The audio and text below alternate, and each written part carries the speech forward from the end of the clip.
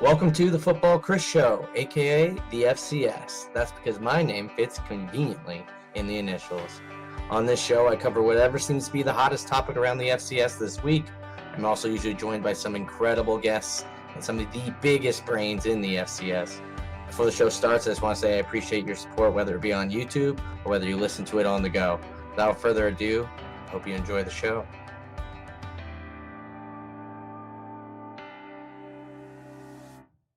Welcome back to the FCS, aka the Football Chris Show, because my name fits conveniently in the middle. We're coming to you from July 26th, one day after Big Sky Conference Media Days, and we're going to be breaking down the Big Sky Conference as a whole. For that, I need a little bit of help. I am a Big Sky guy, but I'm still getting reacquainted with the Big Sky. So with that, we're bringing in one of the, four of the last five or so Big Sky Conference championships, at least is sharing it. Colby Peterson of Weber State Weekly. How are you, Colby? Chris, good to have you, man. Glad to come and talk some Big Sky football. It's been a while. Yeah, it has been. I didn't cut Weber short, right? It was four or five. Four or five, yeah. I mean, we've been joking a lot in our chat lately because Sack is claiming back to back, and it's like, I mean, yeah, play anyway. in 2020, but a team that did play in 2020, and if you guys weren't winning it, Montana definitely wasn't winning them. But the Eastern Washington Eagles usually were. So, familiar friend to the show, Kylor Neale of the Eagles Power Hour. How are you? Good, man. I just like we get to talk to a Weber guy, so that's the best thing. He's good when you can get. We chat with him all the time in private chats, but people don't think we know many Weber fans on the FCS Fans Nation page. And look at this, we got him. And that's what's funny too, because we know Colby and the Weber State Weekly guys well through the Big Sky Podcast Network. But on the FCS Fans Nation side, we haven't done a lot with the Big Sky Podcast. We've kind of done a good job keeping it separate. So this is kind of like a lot of people's probably first introduction to Weber State. So if you haven't checked out Weber State Weekly, you got to do it. They absolutely kill it. In the Big Sky Podcast Network are easily one of the top shows, if not the top show. The top show. Yeah. It's definitely worth the check. So that's enough pumping Colby's. Well, appreciate you guys. We'll be getting started again real soon. Camp is coming to a close here soon, and so we'll start to preview the season. A lot of question marks in Ogden this year about especially the way things ended for the Wildcats last year, and so a lot to talk about. So season 3 of Weber State Weekly coming up soon, but appreciate you guys for having us on and talking a little Big Sky football, man. It's going to be a lot of fun this season. Right, exactly. So real quick before we get into what happened at Media Days, I just want a 1 minute kind of synopsis from all of us. Keep it short. Big Sky, we get a conference champ, or we get Montana State to the national championship last year. What's your guys' quick recap from 2021, and what do you kind of hope to see improve in 2022? Yeah, I mean, overall, the Big Sky, it seems like they've been improving since 2018. Prior to that, the last 20 years is you had one great team, sometimes two, but then it was really lackluster, right? You'd get a few playoff teams, but they were kind of flirting with the edge. Now we have consistently 4 to 6 playoff caliber teams, 4 type of seeded caliber teams. And when you look at the administration of the Big Sky, I don't know many other conferences in the FCS level that are doing it as big as the Big Sky, right? It seems like they are dedicated to improving the brand of football, sports in general. They're trying to get the Big Sky's name, their footprint out there. They want to be that top FCS conference. And I know this is where a lot of people will disagree. I still think it's the Missouri Valley. A lot of Big Sky people, are starting to think it's the Big Sky. But those two conferences have kind of solidified themselves as the top 2-tier conferences. They seem to be doing the most. They seem to be the one conferences that are trying to consistently always get better. So, I mean, overall, I like where the Big Sky's sitting. I think it's going to be a little regressed over last year, but not that regress, right? There's still going to be 5 caliber playoff teams. But yeah, I like where the Big Sky's sitting. Colby, any other takeaways from 2021 headed into 2022? So Kylor's take is a good one, right? And I'd say I'd have to agree that is the Missouri Valley probably the top tier conference in the country? Yeah, probably, in terms of just the depth that they have and just their consistent runs into the quarterfinals, the semis, and going to Frisco. They've always got a team there. Yeah, it's usually North Dakota State, but still, they've got the chops. Big Sky, I think Kylor's probably right that there's probably going to be a little bit of regression, that the teams that were really good last year, they've lost some key pieces, and we'll talk about that. But I think that overall, the parity within the Big Sky is getting better. We'll talk about how things look going into 2022, but there are some interesting teams that are kind of on the up, and I think that that's good overall for the conference, right? We're going to see some familiar faces when it comes playoff time, probably, and we'll get into who those familiar faces are. We'll talk about Coach's Poll and Media Poll here in just a bit. But overall, I think that parity within the Big Sky is probably the best it's been in 2, if not 3 decades. Like Kylor is saying, like there is really a lot to like in the conference right now, and nobody's really overpowering anybody else, right? There are question marks as to whether the Big Sky has what it takes to get back to Frisco and win again this year. It's been a while since that's happened, right? I think, the Eastern Washington Eagles were the last team to really kind of hold that banner for the Big Sky. And so it's been a while, but that doesn't mean that the Big Sky is less competitive, and things are on the up with the conference. And so it's good. It's a good spot, but it would be nice to see them break through. And we saw a little bit of that last season with Montana State making the trip down to Frisco. Yeah, my real quick synopsis on this, I think you guys nailed it. In fact, the Missouri Valley is probably still the Premier League, but with the CAA gone, Big Sky's got a lot of ability to kind of solidify themselves. I know we've been increasing our number of playoff teams recently without the CAA. There's that chance for a 6th now. Very unlikely, but the potential is there without a James Madison, without a Sam Houston, without Jacksonville State, perennial playoff powers. There's basically 3, call it, free spots this year. So hopefully we can capitalize on that, but we need 6 quality teams to be there. Even though the Missouri Valley is the top team, I think it goes to show you, if you follow Skull Sharks or whatever that little statistics website is. I've always said the Big Sky is like the SEC of the FCS or the SEC, because the passion's there. And at some point back in the day, the SEC wasn't running college football like it is now. It was the Big 12 in Texas, USC in the Pac-12, Florida State in the ACC. Now it's the SEC's turn. I think that kind of comes full circle sometimes when you have that fan support. And I really do think if you look at fan support, programs carrying for the most part, it's hard to touch the Big Sky. It's something we got going. We got to build up to that, though, and make all of our teams as competitive on the field as our fan bases kind of are on the interwebs. But with that, let's kind of talk about the state of the conference. So Tom Wistrcill gave a small little update on the state of the Big Sky, as it were. I just kind of want to know, where do you guys think? We kind of just touched on it, but the Big Sky, one of the things he talked about, not expanding. Are we happy with where we currently are in the 12 teams? No, I'll say there still needs to be some type of reduction, right? I like that we're at 12 over 13, right? I'll take that any day of the week, and I'm glad that Idaho came back down, just because that is a name brand. But no, we still have actually too many teams. It'd be nice with this failing WAC if they were able to create some type of partnership where we go, guess what? Here's a few teams. But as of right now, everything else about the Big Sky, I absolutely love. I love the direction it's heading. I love on all of the interwebs, like you just said, the Big Sky in terms of numbers on Facebook, Twitter, Instagram, all as a collective are right up there with the top P5 programs, right? It's not SEC. It's not the Big Ten. Other than that, we are generating as much content as Power 5 programs, more than the Mountain West, more than the Sun Belt, more than the ACC. Yeah. So, I love the direction the Big Sky's heading in. If you're a football fan and college football fan, you probably know the Big Sky's name, even if you don't follow the FCS. You at least probably know that that's a conference. Probably some of the other conferences, maybe you're not actually aware that these are football conferences if you're not even an FCS fan. So I love everything about the Big Sky, but no, I'm not happy we're still at 12. My ideal would be let's do 10 most, but I would still prefer 9, right? So everyone can play their 8-game schedule. You can have true conference champions. That's the goal. That's what we would all prefer, but it's still better than it was a few years ago. The administration team is kicking butt. So I'm just excited to see where the Big Sky is going to be in 5 years from now, right? So other than the teams, I'm really happy. Colby, I know this is going to be hard for a Weber State person. I'm going to challenge you to keep it to football here. Basketball aside, what do you think about the conference as a football school? Because I know Weber probably has grand ideas for it as basketball. But what do you think for football? Yeah, overall for football, like Kylor said, it would be nice to get down to 9. It would be nice to have a true conference champion. And we can nibble around the edges about like, well, who should be the teams that should maybe go away. But I'm with Kylor. I like the general footprint of where the Big Sky is at.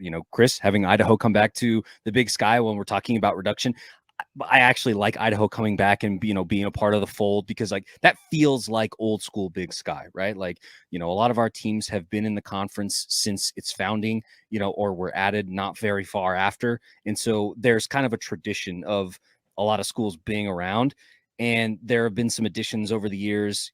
I'll be honest, like I'm going to kind of miss the Birds. I'm going to miss SUU leaving, although it is, a necessity at this point. We did need to come down from 13, now 12, probably a couple more from that, if we're being honest. But overall, it's in a good spot. Shout out to the conference, to Bryson and the folks doing all the social media. Like they're doing a great job. Like Kyler's saying, like if you look at like Skull Sparks or whoever talking about impressions month over month, every single month, the Big Sky is consistently up there with the SECs, the Big Tens. They are beating conferences like the entire G5. Yeah, like Yes. a lot of G5, like you're saying, Mountain P5, West. us, and the Ivies are like the Big Seven.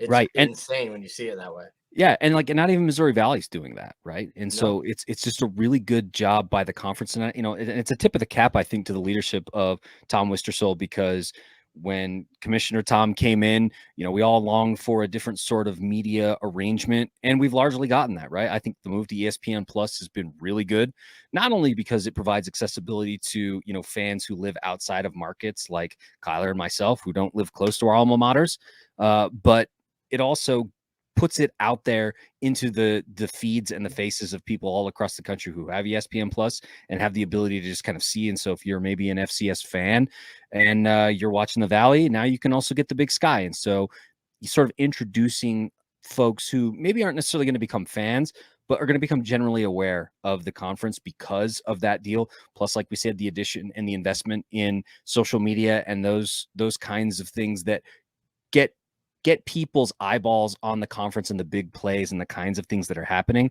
Overall, it's a plus in terms of media. Like they're on the way up. So I guess my comments kind of echo Kylor's in a way. Would like to see the number of conference members come down, at least for football, so that we could have a true conference champion. Would love to play everybody every year, and so we can't talk about soft schedules, which I think we're going to talk about here in just a bit. But overall, in terms of promoting the conference, bang up job by Big Sky in Farmington. They're doing a great job. Can I ask Colby one quick question? Yeah. When did you go to Weber? What were the years?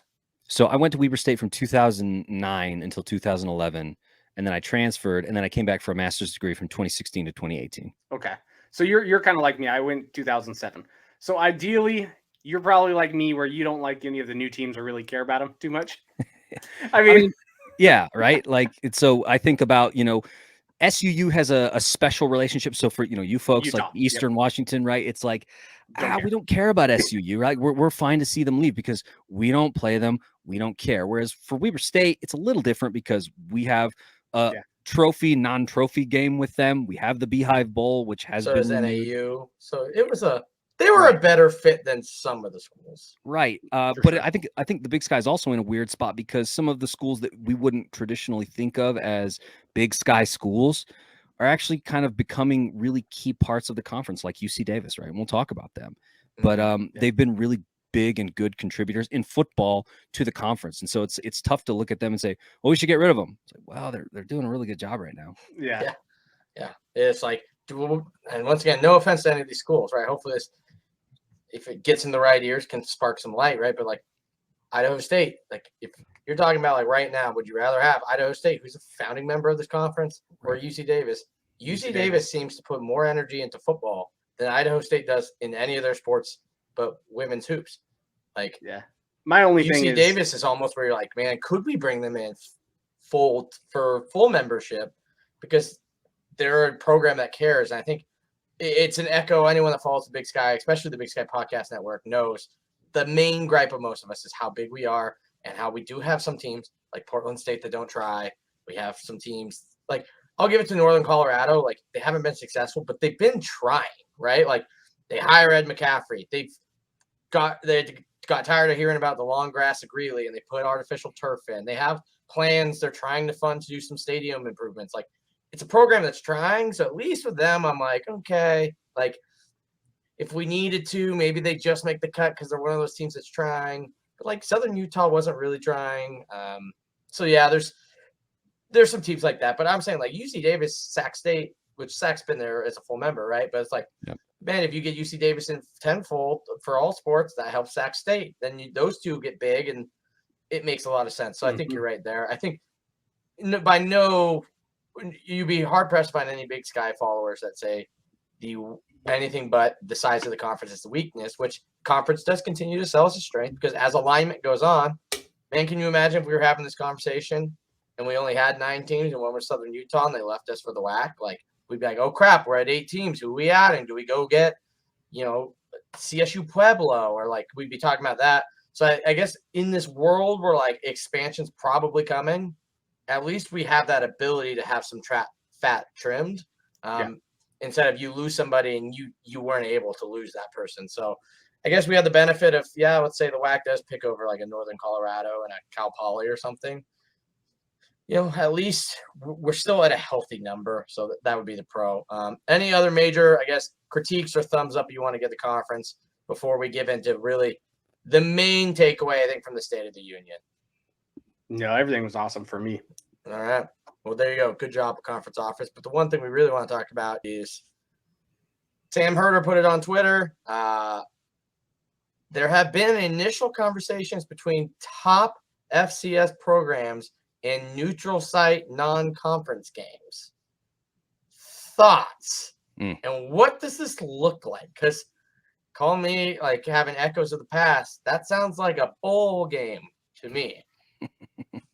I mean, Eastern Washington, we've actually been a part of a few non-neutral site games, right? We're going to North Dakota State. Well, not really. We're going to Minneapolis to play them next year. We actually hosted Central Washington. I know it sounds weird because it's a D2 team, but we hosted them at Quest Field at the time, right? The Clink, whatever you want to call that stadium now. So, I mean, if the neutral site makes sense, then that's awesome. What I wouldn't want to do is let's say we have Delaware Eastern. I'm just throwing that out there. Not too crazy big fan bases, right? And then somehow they meet in Topeka, Kansas. Like, why would we do something like that? If it's a neutral site, it's got to be beneficial for one of the programs, even if it's like a Missouri Valley team or a Big Sky or a CA.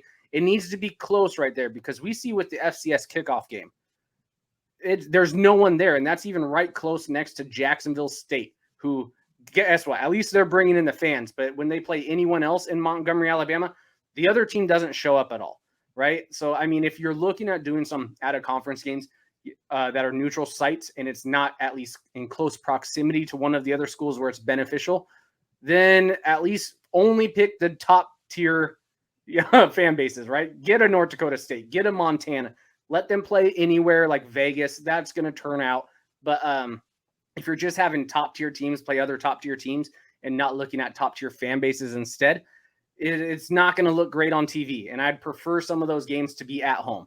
Unless you are, like I said, Minneapolis, guess what? They're going to have 35,000 NDSU fans there. That's fine. Those type of neutral site games, it would make sense. If Eastern Washington went to Seattle, we would have 15,000 fans in the game in Seattle. It would make sense. We did that about with Central Washington, somewhere close to that, and that was with a D2 team. So it needs to make sense. The fan bases need to make sense. The location needs to make sense. But if it doesn't make sense, just put them at home and do a home and away. Home and home. I mean, I'd prefer that over anyone because we already, at the FCS level, we sometimes lack a few home games, right? Because you're playing that money game on the road. Sometimes you only have 4 home games in general, right? Idaho's played 2 FBS teams, it seems like, every single year since they did the drop down. If they don't get, yeah, exactly. But I mean, 1 more year. you're only getting that 1 home game. And if it gets taken away for a neutral site, that's pretty shitty. So, I mean, it has to make sense. I like the idea of it, but it has to make sense. Colby? Yeah, I mean, Kylor makes some really good points, right? Because part of that is, I mean, if you're going to go and have 2 really big, good teams play each other, you're going to make sure that that's a game you're trying to get on television, right? That's what we're talking about here. For the subdivision as a whole, having a Missouri Valley team versus a Big Sky team, Missouri Valley versus a CAA team, like whatever. We got to make sure that the fan bases are there, because if you are going to get that game on TV, you got to make sure it looks fun and exciting, right? Because we keep telling people about how FCS football is fun, it's competitive, but if you show two teams like Kylor's saying in the middle of someplace and neither of those fan bases travel, that's really egg on the face of the subdivision. That's not really what we're looking for, right?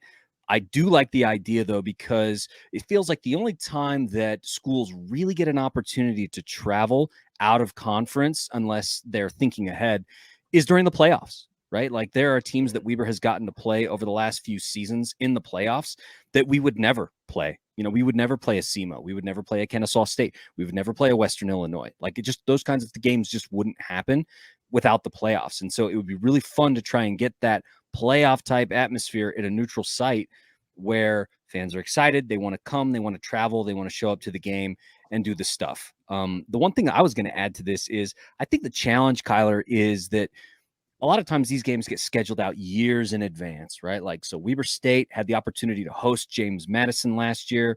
That was a highly anticipated game. Chris came down to Ogden for that game. We had a good time. But the Wildcats were not the Wildcats of previous seasons. And while they were competitive for a while, the greatness of James Madison caught up to them and they sealed a victory in Ogden, right? Weber State ended up, going on to lose nearly every game last season in Ogden, which was very, very strange for us. And so I was thinking sort of like if there was a way that you could schedule those on a shorter timetable where it's like, listen, we've got a team who we know is going to be good for the next couple of seasons. Let's try and get them in front of another team that we know is probably going to be good for a couple of seasons, because not all teams are able to reload quite like that, where it's like, they're just going to be good all the time. NDSU is just going to be good all the time, right? Like that's what it is. Other schools have kind of this, they have an up and down cycle, right? And it would be sweet to see teams schedule on shorter notice, maybe 1 to 2 years, so that we could see those cycles meet up and really see a great game, right? Because it sucks when that game finally comes and you know that your team is going to get trounced because they're not the team they were 2 years ago, Yeah, which we saw, right? Like that's the whole thing. Like if this was pre-COVID, everybody would be like, it's just not possible. It can't happen. It can't. But the COVID season happened. We watched the Brigham Young Cougars fly across the country to pick up Coastal Carolina with 4 days notice? Something like that, and play a game. And it was probably the most memorable game of the season other than that national championship game. I think more people remember watching that game on it was like a Friday night or something wild. It was just a fun back and forth game. And everyone was watching because how good can BYU be? Because they were both flirting with the playoffs because both teams were undefeated. And they're like, wow, it's basically the G5 play-in game. Yeah. It was so much fun to watch. So I think we saw that with that season I'm not saying do it in 4 days, but if you have 1 year, right, to do it, like let's say as the schedules come out in March or something like that, or a year prior, they pick the teams, right? And let's say you're Idaho's a bad example because we're probably not going to be there anytime soon, but we're playing Drake this year. If you do it, and it sounds like if Tom's talking about it, he's probably a part of this planning process. It's no secret the Big Sky is the best TV deal. They have some sort of relationship growing with ESPN, with FCS All In getting announced that they basically run, produce, create all that. It's basically the Big Sky Conference that just helps the other conferences, and sometimes they don't even give them anything. Whole nother argument. We did a whole video on if some of these conferences should be in the same level as other ones, so that'll be tagged somewhere at the end. Check that out. But I think you look at it, and if Tom or whoever could negotiate with ESPN, look, we're going to do it Friday of week 0 or Saturday of week 0 when there's not too many games, and you do. I think it was Cap Dan on Twitter basically said if you did an F road to Frisco and you put 4 teams in Frisco, one plays at 1, one plays at 6 or something, and you basically do an FCS showcase game where you take North Dakota State versus Montana and Jackson State versus Eastern, right? Or you get some programs that will draw some national brands so you can ESPN, it makes sense for them, right? Like Deion Sanders playing North Dakota State. There's been a lot of tweeting about that this offseason. Let's do it. Let's put it in Frisco. Let's do it. Let's make Jacksonville State have to make up for their game against Eastern Washington, right? Let's make that game happen or something like that. I do get the problem with that is getting people down there. But like I said, they're going to have a year's advance. If you're playing like a Central Washington and ESPN's paying money, it probably could become one of those things where it is more profitable to play in that series than it is to host some junky team at home. Yeah, you have the risk of losing, but hopefully that's something where the playoff committee eventually looks like, look, this is week 1 with 1 year prep. Like those losses get counted almost like a 0.5 loss instead of a full loss because you're challenging yourself at a neutral site. I don't know if Frisco would be the spot because like if you're North Dakota State, yes, they travel well. Are they going to travel to Frisco in August, September, as well as possibly January? Yeah. Maybe. They are. Yeah. if you could rotate it, right? Maybe you like that. I think something that the Premier Lacrosse League does really well is they realize there isn't really the support for home-based teams. Like there isn't a Seattle Water Dogs versus a Boston Cannons. They have their 8 teams and they do basically a traveling circus. So like they're in Baltimore, then they're in Seattle. So that weekend, you just buy a ticket and you go to it, kind of like March Madness, where you don't necessarily know what teams are going. You just, like, if you're in that city, you just buy a ticket to go enjoy it. So, like, if it was in Minneapolis one weekend, people in Minneapolis might buy an all-day ticket just to go watch, football teams that they've heard of. That only is in their city once every 5-6 years. So I think maybe something like that, where it's like FCS Showcase Miami, FCS Nashville, Showcase LA, FCS Showcase Nashville. Yeah. And Frisco could be one, right? And I think if you did something like that and brought 4 teams that'll draw eyeballs, you get Fox or ESPN money involved, so it's beneficial to the teams to probably lose a home game. It is a cool idea. I mean, it's kind of cool to hear that at least we're thinking outside the box is my point. I'm not sure if I'm down for it. Like if I was like in Weber and I got thrown into a game against North Dakota State week 1, like at a neutral site, I'd probably be a little bummed because I would rather set up like what you guys did, home and home with James Madison, or what Eastern originally did with the home and home with Jacksonville State, which is a reminder to everybody out there. If you're not subscribed to this YouTube channel, your first game will be a home and home series with Jacksonville State where you have to play at their place, which means they're never coming to your place. So you better hit the subscribe button right now. So I do like the idea of having the top tier teams play. I still would prefer at home. There's something about a home, like the students, the passion, right? Most of the students aren't going to be able to travel. 2015 NDSU Montana. I mean, that's the argument. Yeah, or like, before that, it was Sam Houston, Eastern Washington. We've done these college game day. It was the kickoff games, and it used to be the top tier teams versus the top tier teams. Then all of a sudden it moved to Montgomery, and they were more concerned about having home field, like no one in the stands, right? They wanted a home field game, but it's still neutral. They found a corporate sponsor, basically. Yeah, and it still doesn't look great. I prefer the old kickoff games like we used to have. North Dakota State, Montana, Sam Houston, Eastern Washington. All of these teams are going to be good. They end up being playoffs, but it's at home. You get a little passion involved. It's always sold out pretty much. I mean, I prefer that. It seems like only a few of the top tier teams are consistently playing the top tier teams in that conference. I don't want to toot my own horn, but Eastern Washington does a very good job on that. UNI does a very good job on that. Weber has done a good job with getting James Madison. But a lot of other teams, they are very comfortable playing the Drakes of the world. Not trying to throw a dig, right? North Dakota State does it. Montana does it. Butler. A lot of teams are just trying to get some of those extra wins where you see the UNIs of the world, the Eastern Washingtons. We are playing anyone, anywhere, at any given time. And I think having those top-tier matchups makes a lot of sense. It's ideal to bring more eyes to the conference. I don't care watching a Eastern Washington versus Butler game. What I do care about is if it was Eastern Washington versus New Hampshire, when New Hampshire was going to semifinals every year. Eastern was going to semifinals every year. I love those games. I'm not a big fan of the neutral sites unless it is still really close to one of those universities. And I think the big thing is, like we said, these can't be 4 years planned out. Yeah. So I think we can all say, like, if your team scheduled Jackson State, that was a totally different schedule 4 years ago than it is right now. Right now, I think all of us would love an opportunity to play Jackson State. Like, absolutely. I would love Deion Sanders, Coach Sanders. Yeah, don't say Deion. Don't call him Deion.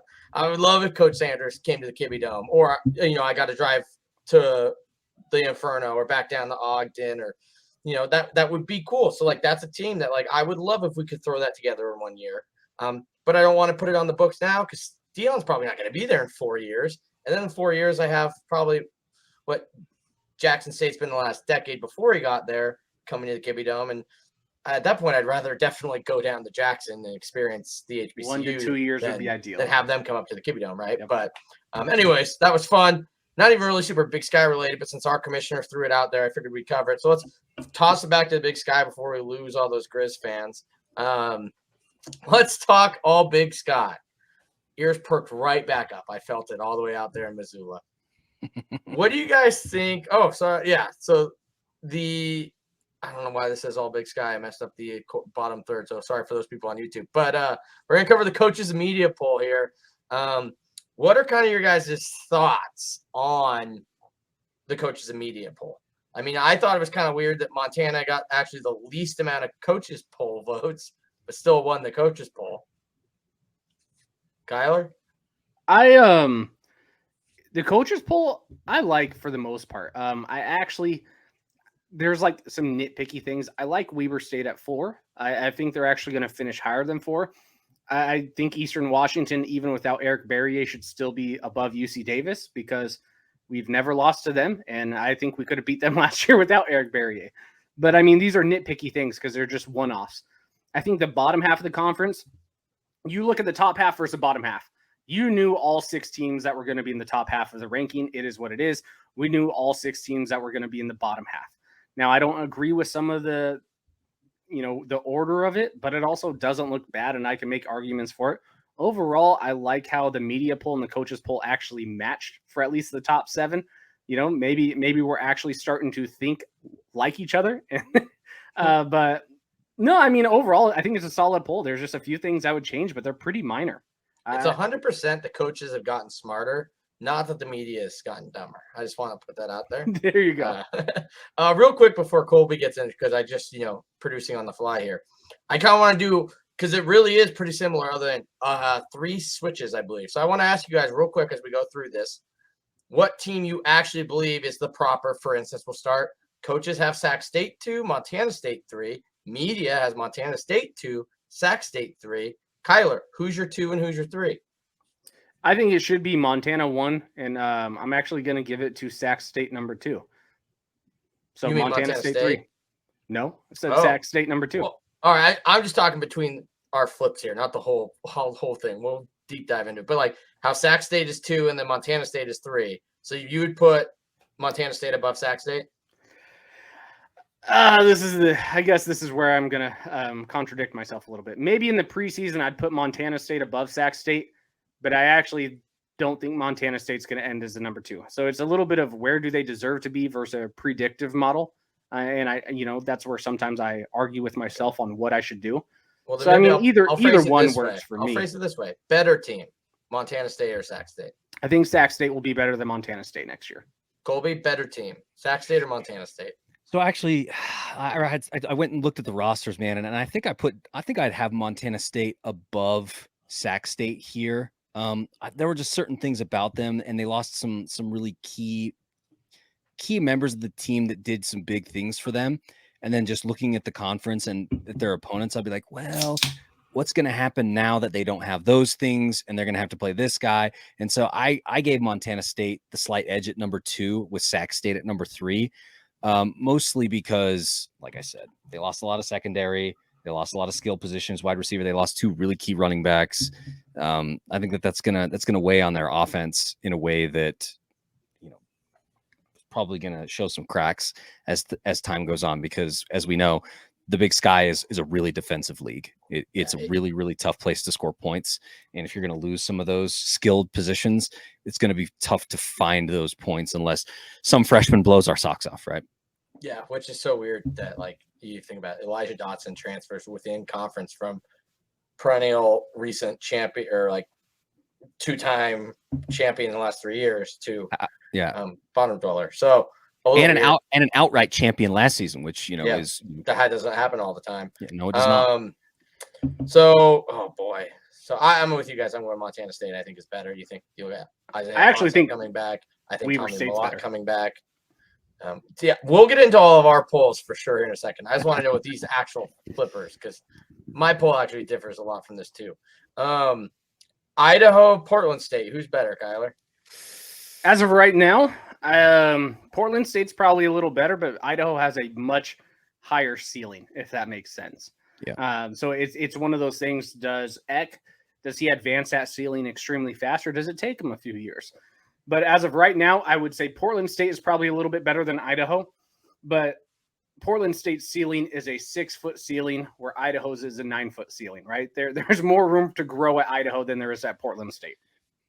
Yeah, I think Colby? Kyler's right. Like we know what we're getting in Portland State, right? And they've lost Davis Alexander now, which was, a really key piece to what they were doing. He's not there now to call. I mean, Davis Alexander is the reason that Portland State douses Weber State's playoff hopes last season in Ogden, right? Like they just couldn't get to him.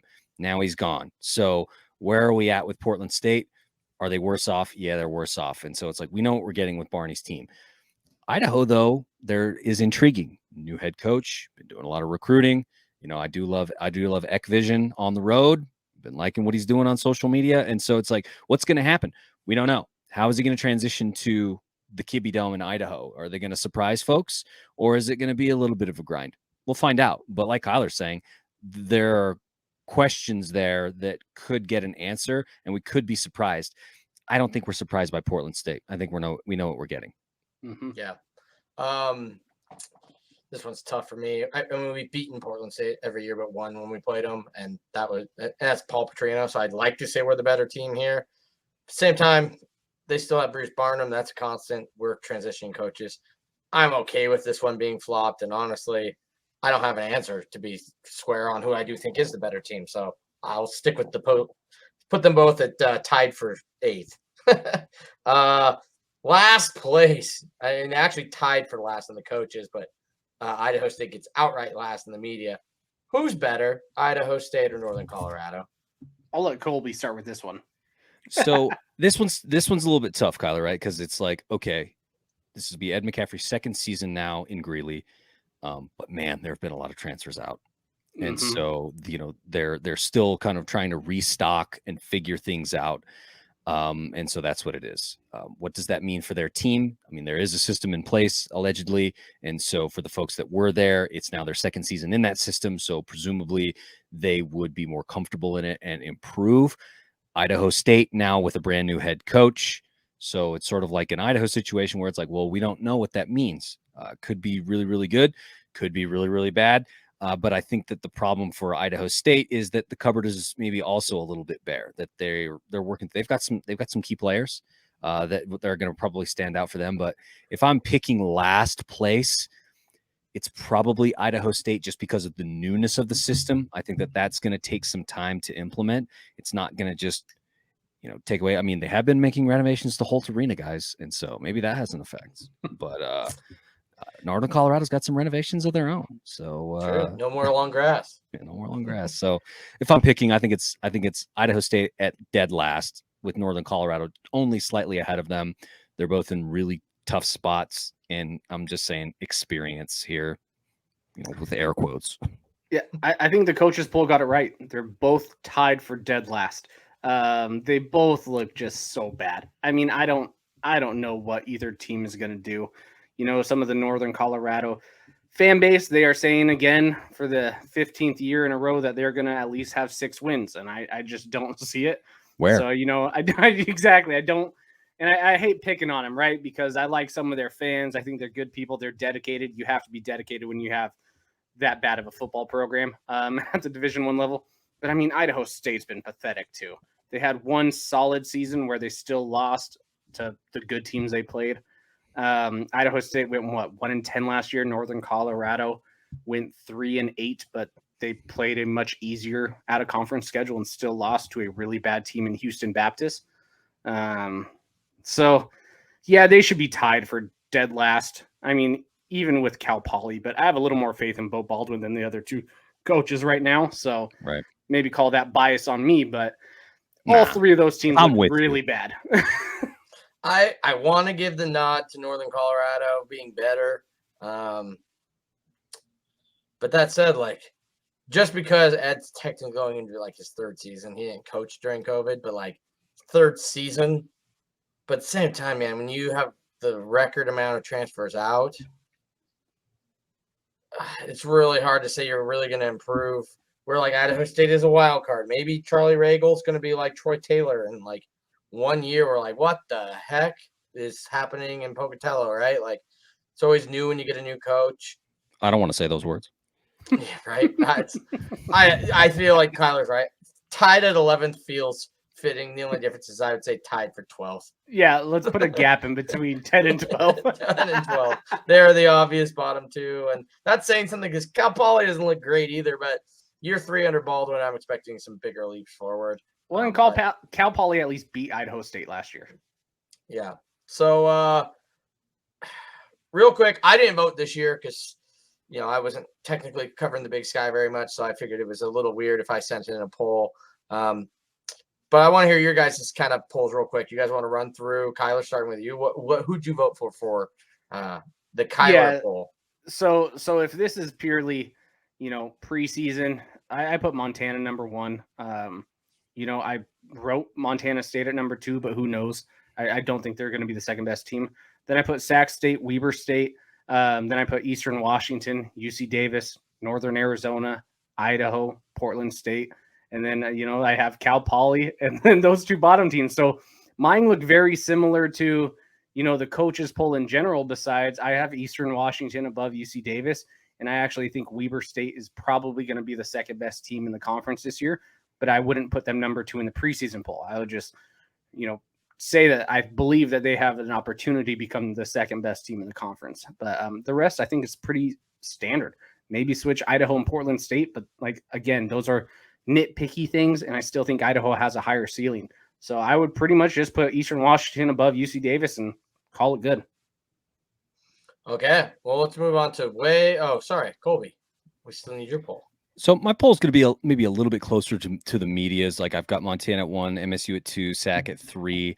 I actually think that I might put Davis ahead of Weber, even though, Davis has lost Hunter Rodriguez, if I saw that correctly, which I think is going to have a toll. It's going to play a toll on them. There's just so many question marks around the Weber State offense right now and the defensive line that I'm just like, it's tough for me to be like, yeah, they're better than Davis, right? And so that's why I'm going to put them at 5.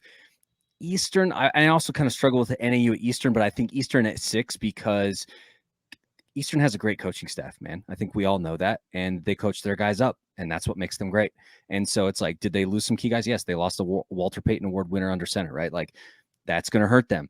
But they always seem to find a way to coach their guys up. And that's why I'd give them an edge over Northern Arizona. I think Idaho can be better. I believe in Eck. I think that he's going to do some interesting things. And I want Idaho to be better for the sake of the conference. So that's just like a little personal bias, putting Idaho ahead of Portland State at 8 and then 9. And then the rest is the way that Kylor said. Cal Poly at 10. I think Bo Baldwin is, he's working on stuff. He's getting better. And probably next season, we're going to be talking about Cal Poly maybe up like 7-6, something like this. But then the bottom 2 are exactly like we just said, Northern Colorado, then Idaho State. And we've already gone through that. Okay, so we're going to go to way less controversial things now. We're going to talk about the all-conference teams. But first, we're going to talk about the offensive and defensive MVPs as such. What are your guys' thoughts on Alonzo Gilliam and Patrick O'Connell winning offensive and defensive MVPs respectively? I don't think Alonzo Gilliam is a preseason MVP. I just don't see it. He finished 4th out of Big Sky running backs last year, and 3 of them are still in the conference, right? Kevin McDaniel's out at NAU. He was a freshman last year. We can only think he's going to get better, right? Especially if they're struggling throwing, but it looks like NAU's offense with RJ Martinez, he found his own rhythm. I think they're going to be solid in terms of their offensive ability, really bad defense. But Afonso, he was the number 2 running back in the FCS last year, and Pierre Strong's gone. He's literally the top FCS running back, and you don't put him as the preseason when he had double the yards as Alonzo. I like Alonzo. I think he's a fantastic player. I think he's great in the Big Sky. He could do a lot of amazing things. He didn't break 1,000 yards rushing. You know who did? Kevin McDaniels, Dennis Merritt, Afonso. Those, of course, Dennis isn't here, but I'm saying the other 2, Dennis, my guy, they were above, right? Doesn't it kind of feel like on the offensive side, and this isn't a slight on Alonzo Gilliam, like we said. Oh, he's a good But player. even Dan Hawkins during his interview with Mary Louise Cook seemed shocked when he found out that he had won it. But then also, it just feels like that year where people overthought this. Like, you remember the year where Jake Mayer got preseason over Eric Berrier, and you're kind of like, at least with that one, you're like, okay, I can kind of see the logic behind that. I don't agree with it, but sure. This one, you're kind of like, what? Like, how many people, and I don't know if, I don't remember voting on this, so I think this is strictly coaches, unless they changed it this year.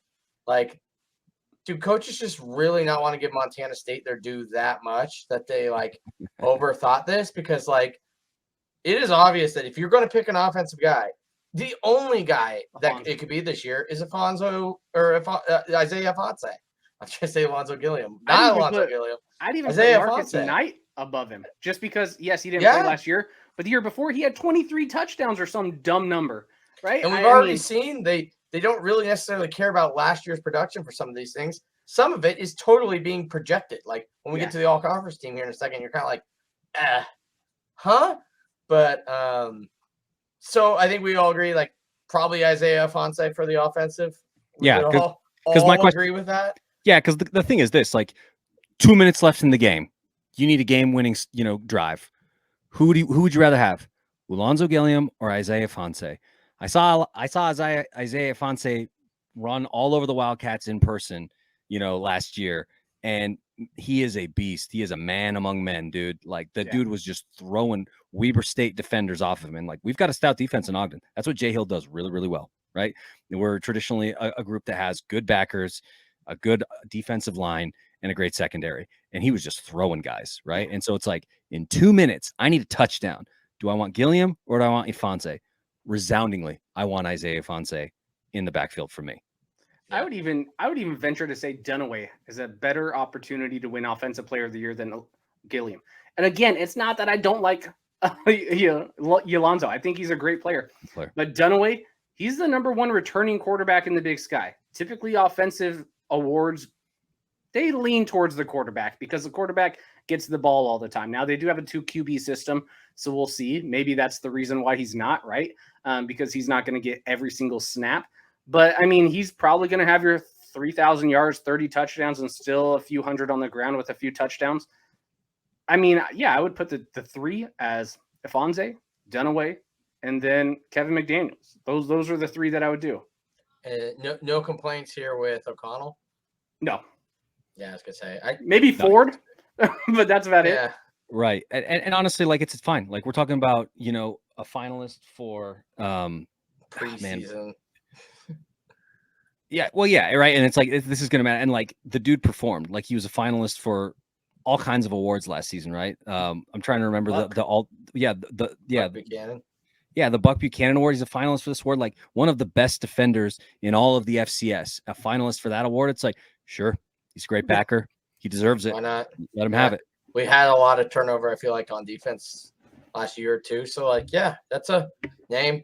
It's always a safe bet with a Montana linebacker. Like, it's probably the third time in 5 years one of them's been preseason defensive MVP. So yeah, solid bet. It fits. I couldn't think of a better name when I was trying to come up with this. But like you said, I came up with some names. Yeah, I was gonna say I came up with some names, but I was like, I don't think any of them are better. So so let's move on to the actual all-conference team. Quarterback, you got Tom Watt. Your running backs, Isaiah Fonse, Alonzo Gilliam. Fullback, R.J. Fitzgerald. Tight end, Marshall Martin. Wide receivers are Bo Kelly, Efton Chisholm, Pierre Williams. And then linemen, you've got Connor Pettick, Jake Parks, Brandon Weldon, Noah Atagi, and Jonas Leader. Any changes you guys would make on the offensive side of the ball? Because I think there's a pretty obvious one. Yeah, Kylor, I think it's fair to call Eastern Washington quarterback you. I think that's the thing that we can do here. In Ogden, we have longed for quarterbacks that are the caliber of the you guys seem to recruit and produce. Like, if we could get a guy like that in Ogden, we could be serious contenders, but we just can't seem to figure it out. I look at Malott as quarterback and I say, well, shucks. Malott largely, played in games where they didn't have film on him. and now there's going to be film on him. And so I don't think that he's going to dazzle. I think he's still a great player, but I don't think he's going to dazzle the way that he did in the playoffs last year, because now people know what to do against him and they didn't before. And so I'm left looking around going like, we don't have a better quarterback. I bet we do. Yeah. Yeah, I think Dunaway should be the QB number 1 right now. If we had to just pick, because we lost so many quarterbacks, Dunaway's the number 1 returning quarterback. That's just a fact in terms of yards, in terms of efficiency. Tommy Mellott, he had a lot of 50-50 balls with a really good receiver, right? Lance. He was a very good wide receiver. When he was not catching the ball, there was almost no throwing ability. Now, Tommy Mellott, he runs a lot. That's the good thing. He's very athletic. But like Colby just said, there's more film on him. Also, we don't know how the injury is really going to affect him. He's played in 3.5 games. Let's give it to a guy who did not play in 3.5 games, who actually played all season and put up really good numbers. So I like Tommy. I think Tommy Mellott, hopefully he's healthy. Hopefully he's improved even as last year, because he was so young. He's a freshman, true freshman. But as of right now, I just would not put him in the QB position.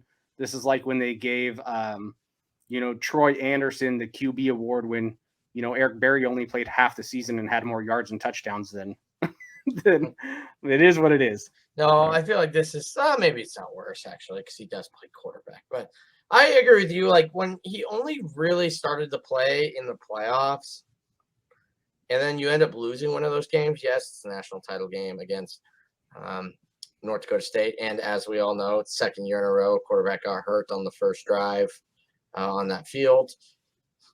But I'm just like, is that enough of a sample size to say he is? And once again, we don't get to see the point totals, right? Like I was going to say, the absolute QB1 for the all-conference team, it could have been 1 point difference, right? We don't know, but I see that one. I go, well, I think Tommy Touchdown is an amazing player. I'm very excited to see Tommy Touchdown play this year. I just look at that and go, but you're telling me the Big Sky has nobody better, and this is rhetorical because they do, coming back at quarterback, more proven, that at least deserves the preseason award, right? Like, if Tommy performs all season, nobody's going to care if he gets it at the end of the year. But we're going to give basically a true sophomore type quarterback who really only has 4 or 5 games under his belt the all-conference team nod. Like, I know there are some turnover at quarterback, but like Kylor said, we still have Dunaway. Like, we still have some quarterbacks that have taken some snaps. Like, I don't know. Is it the worst pick? No. But I have a hard time having a guy who's played a handful of games be number 1 on this list. Colby? I agree, right? I made my case that yes, it's great. He played in some high leverage games and he won them. Awesome. Terrific. Anybody else who thinks a miss? I would actually. I would say I forgot about Bo Kelly. That was one where I saw that, and at first I'm like, Bo Kelly. Yeah, you know what? Actually, he is probably one of the better wide receivers returning. The conference also lost a lot of wide receiver. A lot of wide receiver talent went out, right? Right. And so it's like Bo Kelly's there. Fine. I'm fine with it. We can quibble over, well, is that Davis Alexander or is it really Bo Kelly? We can argue that all day. Fine, whatever. But nah, man, I'm fine with it. It is what it is. And we lost a lot of really good wide receivers. Yeah, the Big Sky really does have a lot of turnover going in this year. I feel like more than in years past. We're like, oh yeah, maybe we lost one guy from the all-conference team, but most guys in the all-conference team are huge returners from last year, right? Like, look like Pierre Williams has been around the league and he gets flirted with. He's made a couple first teams, couple second teams here or there, but preseason this year, I'm like, I can't hate against it because I know who he is. I know he's productive, but I'm like, really? Eastern doesn't have anybody but Efton Chisholm. Montana doesn't have anybody replacing the Chem. Well, that's the thing, because Eastern does. Freddie Roberson, he was a top 40 wide receiver last year, right? In terms of Big Sky returning wide receivers, he's number 2 on the list after Bo Kelly in terms of yards, touchdowns, and all that. So it's weird. Maybe they just didn't want to give Eastern Washington 2 wide receiver spots, because when you look at Pierre Williams versus Freddie Roberson has more yards, double the touchdowns, more catches. He was more effective. So, I wouldn't put Pierre Williams on there unless you have Efton Chisholm outside of it, even though I think Efton Chisholm's going to be the main guy moving forward. But I mean, for Eddie Roberson, he was definitely better than Efton Chisholm last year. He was definitely better than Pierre Williams last year. So that's where I'm like, there is just some minor stuff, but and NAU has like Hendricks Johnson still. I know he got hurt a little bit last year, but like I don't really care if Pierre Williams is there, but I just one of those things where like if we're giving a couple guys, hopefully we're getting at least some looks or got a couple votes there. To be honest, I'm played O-line for 1 year in football. I'm not a huge buff on the offensive line, so I can't complain about any of these guys, but I can stand by the Connor Pettick pick because I have known about him for a couple of years. I know he's actually like an NFL prospect. So on the offensive side, my big one was quarterback. Otherwise, I don't have a ton of complaints. On the defensive side of the ball, you have a little bit more of the familiar names. You got Callahan O'Reilly. You've got Justin Ford, Anthony Adams, Robbie Howe, Alex Grubner. Heck, even a guy like Fave. So you have some, unlike the offense, you have a little bit more, I'd say, maybe known commodities if you follow defensive side football on the defensive side of the ball. But anybody you guys think got missed here? I don't know if I should shout out Joshua Jerome, just give the Eastern guys some plug. You don't get Eastern defensive linemen in the last couple of years on this list, so it's cool to see that they've we have beefed up the interior. we've had defensive linemen go to the NFL. You just stop it. I was gonna say, other than was it Ledbetter, have you guys had a defensive lineman on the all conference team recently? Yeah, just a few years ago on our championship run. Okay, why can't I think of that 340-pound monster? He ended up not being able to play against NDSU because he got in a fight with his brother, unfortunately. Either way. But yeah, the big one that I think should be on here. Let's see here. I actually think for the DB position, Jaden Dawson out of Idaho State. I mean, we don't see Idaho State on here at all, and that is one of them where he actually deserves some credit, right? He's the number 2 returning Big Sky DB in terms of passes deflected. Now, I don't know exactly what they're going off of, if it's strictly just interceptions, but a lot of interceptions are due to bad throws, right? I mean, Justin Ford is a beast. He should definitely be on there because of what he was able to accomplish last year. But if you look at actually Jaden Dawson from Idaho State, he finished in the top 10 of all the FCS in passes deflected. Why are you making a play? That's usually the wide receiver's open and you're breaking and you're up. making a play. Yep. Yeah. So I mean, I would prefer to have Jaden Dawson over there, even though Anthony Adams is a solid pick. But I would actually give Idaho State a little bit of extra love, and they did not get love throughout any of these polls. And I think are they the one where they missed. only team with no representation? I don't see anybody from Poly either.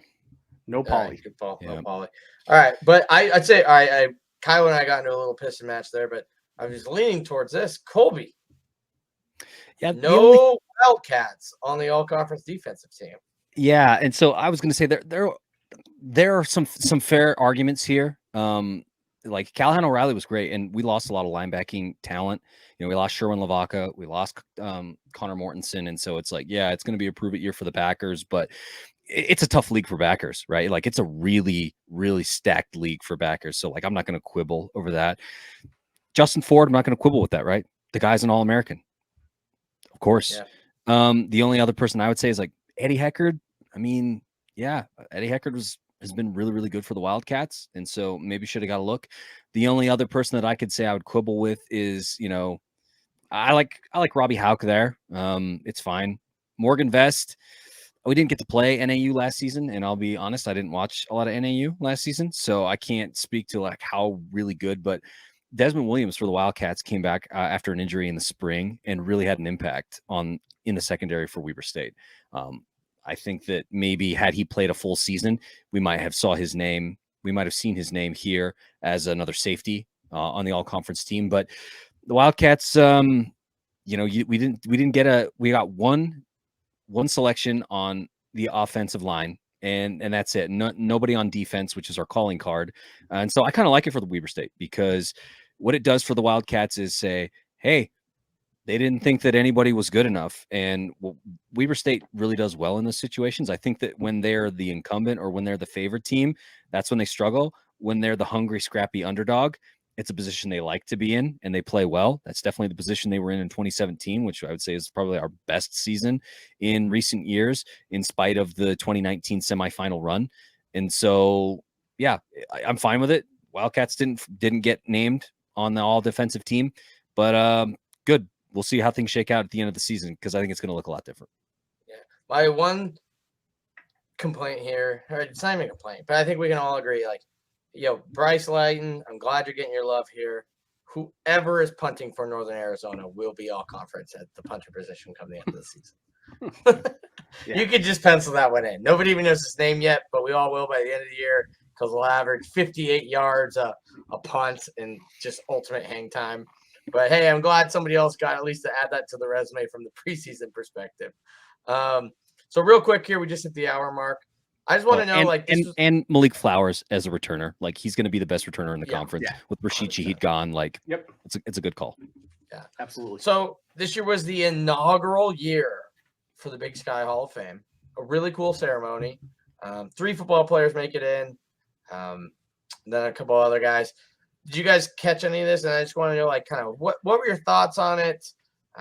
Good, bad for the conference, good, bad for the presentation. And then I think when we're done, so I'll challenge you while you're not talking. I want to know, like, maybe 1 or 2 people you would recommend to the Big Sky for the 2023 class. Kylor, we'll start with you in terms of what you thought of the ceremony.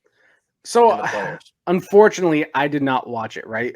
But I got a glimpse of who was there. Like, it was awesome having Damian Lillard there, right? It was awesome having Jared Allen there. So neither of those 2 made it. but they were on, like, the list, and did they submit a video or anything like that? Yeah, they both did. Yeah, so I mean, it's cool having those 2 players, right? Because as kids growing up, all of us knew Jared Allen. He was a monster. All of us know who Damian Lillard is, right? He is the pride and joy of Big Sky basketball. Some of the other names, of course, they were before my time, and unfortunately, I didn't know some of them. But that doesn't mean I didn't look them up or do other things. But, like, seeing some of these players that you grew up watching, it's really cool, and it showcases you can come from the Big Sky and be extremely talented. Make your mark in professional sports. Do whatever you got to do. If you want to be Damian Lillard and not just be a superstar, but also be a rap guy, do it, right? Damian Lillard, he has his little album out, and it's not that bad. So, I mean, it was really cool seeing some of the top tier Big Sky people back involved, even though there was no Eastern players, which unfortunately that's going to change. But it's going to change for sure. I feel like in the coming decades, there'll be too many Eastern players. There will be a few. can think of one right off the bat who just won probably a bigger award. Gunnar Talkington? A couple months ago. Something like that. There we go. Colby, what were your thoughts on it? Did you watch the event? So I didn't actually. We've been home here in Utah, traveling, and so I didn't have time. But once again, like the access to it, having it on ESPN Plus and making it available, and because by the way, like I could go back and watch it now because it was on ESPN Plus. I can just go look it up and say, oh, I want to watch that. Like, nice. That's a nice thing to have, man. But yeah, man, like it makes sense. Like Kyler's saying, like the names that you've already thrown out there, yeah, they deserve to be, and it's the inaugural class, and so like it's going to grow. This is good for the conference. This is a good thing to do because there have been a lot of really good players that have passed through, schools within the Big Sky Conference who have gone on to do some really amazing things on the football field, on the basketball court, and some other places. And so I think that this is only going to grow, and it's a great thing for the conference, but also for those individual schools because, yeah, sure, it's nice. I think that Weber State has definitely benefited from the fact that we have a close relationship with Dame. There have been some players that have come to Ogden because of that relationship. And I think that for the conference to take advantage of some of those relationships and broaden it, that, hey, if you go and play at a Big Sky school, there's a chance that you might have a conversation with a guy like Jared Allen, especially if you want to be an edge rusher and you want to be that caliber of player. It's a good place for you to play. Great for the conference, man.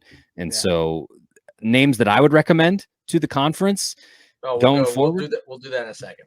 Okay. All right. My closing thoughts on this kind of were, I definitely recommend you guys both go watch it. I mean, to be fair, I do fast forward through some parts. especially like the admission first, time. Yeah, like the first Big Sky commissioner. Yeah, that was cool, but it's his. I think it was his kid's niece and nephew. Like it was like so far removed that I was like, okay, I don't really fast forward. But like, listen to Dave Dickinson, John Freeze, Jared Allen, Damian Lillard, even the pole vaulter from I think it was Idaho State, who like talks about how she didn't do that, and then they got her to do it, and then same the Montana State guy who was like a skier, and so there was kind of fun hearing those guys' stories. But the big, Jared Allen, John Freeze, and Dave Dickinson being the football guys, and at least Dave and John being in the College Football Hall of Fame are big deals. So I think it was a good inaugural football class. I know it's not all about football. This show, though, however, is all about football. So we're going to give kind of our picks next. I was thinking football. If you guys have got other ones, I know I didn't throw you guys on this soon enough so you can throw out. But we're going to do football, and I'm going to challenge you. Only one or two of your school. I want you to try to recommend one person from a different school that you think is worthy of the honor. Kylor? So I can pick one from my school and then one from someone else? One or two from your school, and then, one from the other. I'll just do one of each. So I'm going to let someone else have the famous Eastern pick because that one's too easy. But you know what? I'm going to say Eric Barrier has a really good chance to be in the Big Sky Hall of Fame one day because he literally owns every single career Big Sky record, right? Yards, completions, touchdowns. That is him. So unfortunately, he didn't make it quite into the NFL yet. We'll see what he can do in the next few years, at least playing professional ball. But no matter what, he's already cemented his legacy in Big Sky. It's going to be very tough to overcome his numbers that he was able to put up, especially because it's turning into a running league. So this might be Eric Barrier's record for 40-plus years. We're not sure. Then the other one, I'm going to throw out a name. Maybe some of you have forgot. Dan Carpenter, right? Let's get Dan Carpenter, because a lot of Montana people get really upset when we were like, who's the most well-known NFL player out of Montana? We always said Dan Carpenter, right? But people get really bummed because he's a kicker. Well, guess what? He was a phenomenal NFL kicker for a very long time. He won so many of my fantasy football games because I had him on my roster. So guess what, Dan? You deserve to be in the Big Sky Hall of Fame because not only did you, kick a lot of field goals, but you helped me win one of my fantasy leagues. So, Dan, I'm voting for you, bud. Number one accolade. One Kylor, multiple fantasy championships. Yep. 2 girls, 1 cup. We've won. Colby, Too soon? who from Weber should we get a look at next year, and somebody else from another school? So I would say that, and Kylor, we talked about this recently in our group chat. Weber State has retired just one number at Stewart Stadium, and that number is number 10 for Jamie Martin. Jamie Martin is a Walter Payton Award winner, played a long career in the NFL, not as a starter, but as a backup, but had a long career in the NFL. And so it's like, that's the best that we've ever produced, in my opinion, on the gridiron. And so Walter Payton. Yeah. Walter Payton Award winner. Basically, anyone that's won a Walter Payton should probably be, because we have 7 of them now. 8 of them? Eastern has 4. So and Idaho has 2. So either way, it's like I think we're at the point, and Weber has 2, correct? Just one. Probably one. Just okay. Either way, everybody that has one's probably going to make that list at some point. But sorry, go ahead, Colby. No, man, and so when it comes to like you're saying, like a player from another team, this is where like my only recent time in the Big Sky is going to like really make it difficult for me, because it's like, well, who would you pick?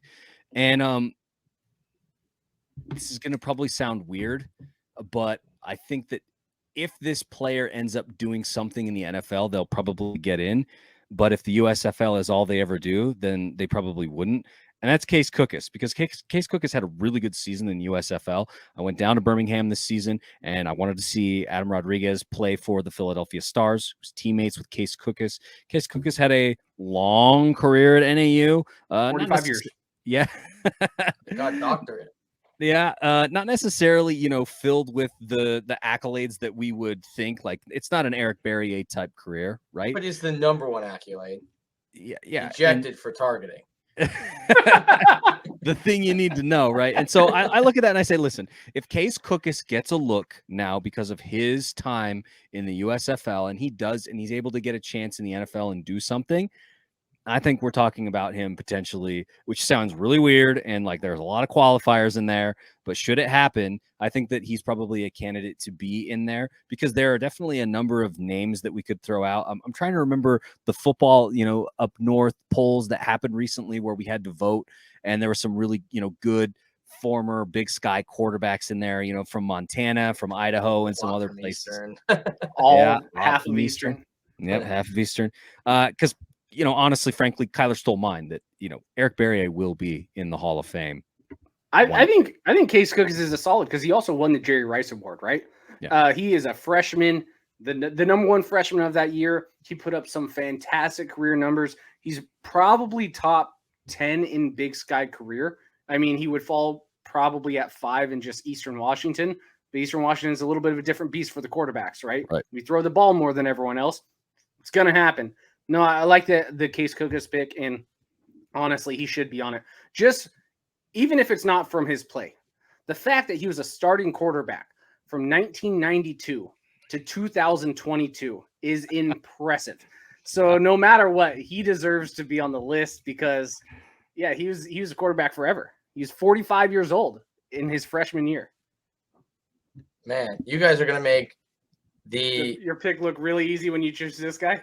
No, I was gonna say I already had my 2 picked out, so I thought Cup would be gone. So I was leaving it easy. That was a no-brainer. But yep. You guys are gonna make the recent addition to the Big Sky do like the history buffing here. But I'm going for Idaho. I'm going Dennis Erickson. I know he's a coach. He's the reason Idaho got on their run. He's a Montana State alum. I think that is an absolute easy one. They already put Selvig in from Montana for the women's basketball team. If you're going to put another coach in, especially from the football side, I mean, it's Dennis Erickson. Not just what he did. I know it's the Big Sky Hall of Fame, but he's the only Big Sky guy to have one of the big rings, turning that Miami dynasty and get himself one of them big shiny rings. Dennis Erickson, I think, for Idaho should be the next one that the Vandals get in at least. Hopefully we get a couple. Like, there's a lot of guys I could have named, but when I was thinking about it, I mean, even John Freeze, part of his success is due to Erickson. So I think Erickson is the obvious next choice. For me, I'm not going as recent as you guys. It's by no means like new, but like I'm going big play VA. I think he was the first viral player of the Big Sky. I think that was right in that time, like Instagram. You had I can't even remember the green version of TikTok basically back in the day. Vine. Snapchat. It was like that was like people knew about him. And he basically got a whole thing with Oregon for like how he played against UW and Oregon and like kind of the first big guy to make that transition to a Power 5 program, almost beating the Huskies like on this. Like I was not a Big Sky guy at the time. And I was aware of who Vernon Adams was. He had transcended the FCS at that point, kind of before North Dakota State was really doing it. It was kind of right during North Dakota State's rise. You also had this guy named Vernon Adams who was just being filthy on the football field. So my recommendation would be Vernon Adams. I know that's a Cooper Kupp, but Well, we didn't pick Cooper Kupp because all of us know he's definitely getting. He should be on it next year, honestly. Yeah, he should have been on it the day he left for the NFL. But yeah, I'll go Vernon Adams and Dennis Erickson. Vernon Adams too. Vernon Adams, if he stayed his last year, and I love Eric Berrier. Eric Berrier would not have been able to touch his numbers. Vernon Adams would have shattered the Big Sky records and probably would have come toe-to-toe with the FCS records with Steve McNair. I mean, what he was able to do was insane. He had 110 touchdowns in 2.5 years. Yeah. That's it, because there was a dual split quarterback in 2012. Do we just do a class? Do we just burn it one year where we just do one class that's just Eastern quarterbacks? Like they just announce 80 Eastern quarterbacks and go, all right, Eastern fans, you're done. Like we don't. Eric Meyer's going to be on it. Yeah, they're all in. Like Levi, Bo Mitchell, all like they're all in. You just be quiet. The next 10 years, we're going to let some other people trickle in. But like 2000 class of 2024 is just 8 Eastern quarterbacks. Eric Meyer, Matt Nichols, they're all like. Before Eric Berrier came, they were like the 2 top quarterbacks in Big Sky history outside of Dickinson. And then you got, Vernon Adams, Bo Levi, even Gage Gruber. He only played really 2 years, but he has a record in the FCS record book for most yards in a single season. So that helps. Yeah. But yeah, So Eastern could just literally hold the whole fort down. only anyways, for I wanna quarterbacks thank and you- wide receivers. That's Right. it. I want to thank you guys for joining us. This was a good little recap of Big Sky Media Days. Hopefully more to come. Maybe next year we'll all be there. I didn't go this year. None of us went this year, but we do get invited. So maybe next year. But if you guys haven't checked it out, because this is an FCS Fans Nation Network thing, check out the Big Sky Podcast Network, because there's a lot of really good shows. I want to thank everyone for tuning in. Hit the like and sub button if you haven't already. We're trying to build this thing to 1,000, and we'll catch you guys in the next one. Hey, thank you guys so much for making it to the end of this video. Us here at FCS Fans Nation Network are pushing 1,000 subscribers on the YouTube page. We really want to get there. If you've made it this far, you might as well hit the subscribe button in the middle of the screen or down below. We would really appreciate it. And while you're at it, there's a couple other videos up on the screen. Might as well give them a listen too. You don't know who else on the network you'll like.